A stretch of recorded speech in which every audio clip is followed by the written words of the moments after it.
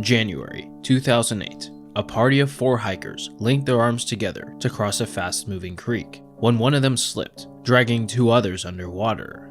They were deep in the backcountry, soaked to the bone, temperatures plummeting, and one hiker had just cracked his head on a rock. This was a dire situation, and it could have turned fatal if not for a critical, life-saving decision.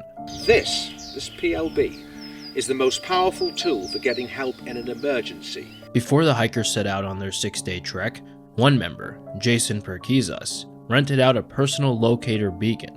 When he activated it, a distress signal along with GPS coordinates were relayed via satellite to the Coast Guard, and 3 hours later, a helicopter was hovering overhead. From triggering this device to a local rescue coordination center starting the process of getting help to you takes on average 5 minutes. That was just one of many instances where this technology has saved someone's life. PLBs are very powerful and expensive devices, but in the wrong hands, they can turn into an absolute nightmare. Make sure you never press that red button right there unless you need rescue. You don't want the Coast Guard, Army, Navy, Air Force, or your country's emergency services showing up at your door unannounced. 25,000 beacons are registered in New Zealand, and unnecessary activation could represent about 10% of their use. What we're trying to stress to people is that activation will inevitably put other people's lives at risk. When these devices are misused, they don't just waste time. They pull rescuers away from real emergencies. Few people understand that better than Dale Atkins. The whole way of becoming a professional is not an event, it's a process. It's a journey. That process for me started long ago when I was able to become a member of Mountain Rescue Team when I was in junior high school. Dale Atkins was a ski patroller for 20 years, spent 19 years as an avalanche forecaster for the state of Colorado, served as president of the American Avalanche Association, vice president of the Avalanche Rescue Commission, and altogether has spent 5 decades in mountain rescue. We use a handheld radar system called RECO. This is RECO. It's a tool for organized rescue teams, but it does not replace a transceiver. RECO finds people, and sometimes they are alive. I learned all of this while researching Dale Atkins, who spent over a decade as RECO's education manager in North America.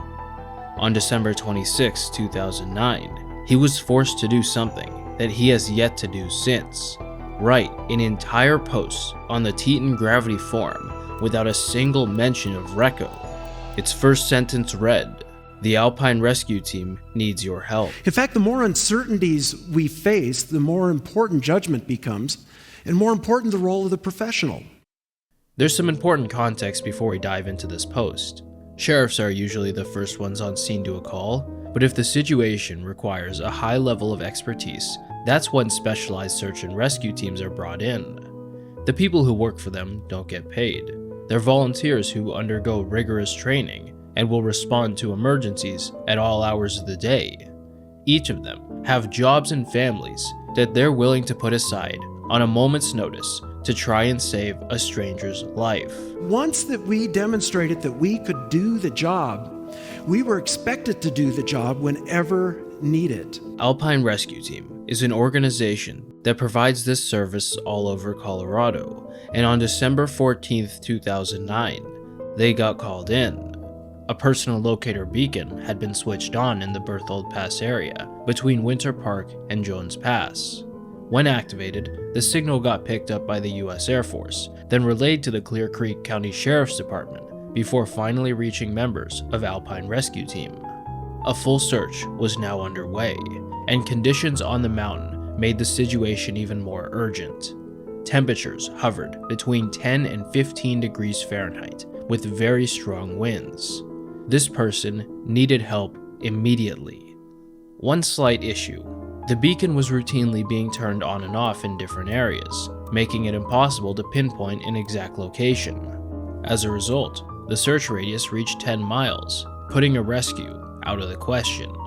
Nobody knew why this was happening, but they knew what to do. When an individual purchases a personal locator beacon, they're required by law to register it with a name and phone number. It was just a matter of calling them to confirm they were okay. However, the unit was not registered. Somehow, this person missed the very first step of the manual. December 14th was a Monday. Many people likely had to leave work to respond to what was looking more and more like a false alarm. Little did they know, it was about to get a whole lot worse. Wednesday, December 23rd, 2009, a PLB was activated in the area between Berthold Pass and Windsor Park. It was coming from the same beacon. Yet again, this signal went down the entire chain only for another wild goose chase to ensue. The person wasn't found. Things were starting to get ridiculous, but the worst was yet to come. No, God! No, God, please, no! Christmas Eve, the perfect time to spend hours chasing a blinking light through the mountains. At this point, responders just wanted to find this person and tell them to stop. Members from 3 different rescue teams took an entire afternoon they could have spent with their families to triangulate the location of an ever-mobile, unregistered PLB. Dale Atkins was pissed. So was everyone else. He wasn't going to let it ruin Christmas, but the day after, he made a post. Within those 400 words, he told the same story I just went through. At the end was a plea for help from anyone who might know the person doing this. He made sure to include that, as always, the services of Alpine Rescue Team are free. That's a sentiment he and other members of his team firmly believe in. At the bottom, he included the name of their president, Paul Woodward, a man who went on record in 2019 stating that hikers who fear being charged may deliberately avoid seeking help. For people who have dealt with this type of bullshit, they stick strongly to their fundamentals.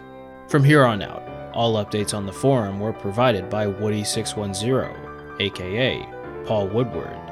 At the turn of the new year, he was up late, or early.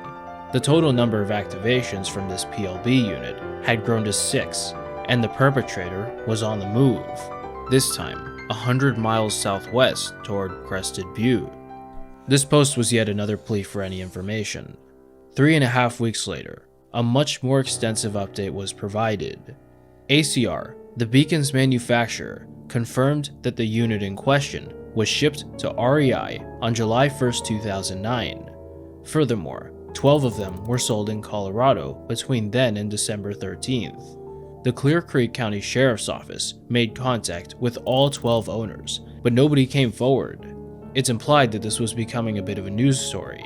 The number of activations had grown to 9, and while finding the person would be nice, it was much more important that they knew the nightmare they were causing. Clearly, they were ignorant. However, other preventative measures could have been taken. For instance, a much stronger indication of what activating the device truly does, beyond just a simple beep.